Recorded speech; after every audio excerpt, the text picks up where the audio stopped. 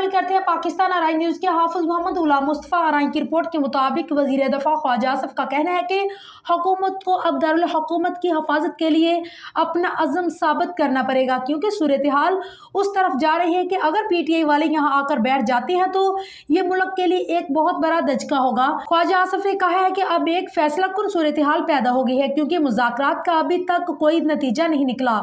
उन्होंने कहा कि पीटीआई के दूसरे दर्जे की क़यादत नरमी दिखा रही है, मगर बुशरा बीबी उसे एक नादिर मौका समझकर आगे बढ़ना चाहती है। पीटीआई को अगर रोकना है तो ताकत के इस्तेमाल के सिवा कोई रास्ता नहीं। ख्वाजा आसिफ ने मजीद कहा है कि जो खातून पीटीआई मार्च की क़यादत कर रही है उन्हें खून रेजी दिखाई दे रही है। उन्हें पता है कि मैं करीब पहुंच गई हूं और लीडर बन गई हूं।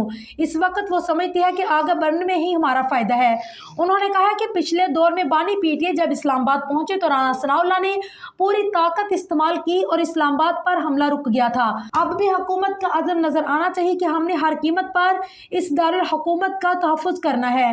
ख्याल रहे कि गुज़िश्ता शब इस्लामाबाद में पाकिस्तान तहरीक इंसाफ के एहतजाजी मुजाहरे के दौरान श्रीनगर हाईवे पर शरपसंदों ने रेंजर्स एहलकारों पर गाड़ी चढ़ा दी, जिससे 4 रेंजर्स एहलकार शहीद जबकि 5 रेंजर और 2 पुलिस के जवान शदीद जख्मी हो गए। सिक्योरिटी ज़राए के मुताबिक अब तक 100 से ज़ायद पुलिस एहलकार जख्मी हो चुके हैं, जिनमें मुतअद्दिद शदीद जख्मी है।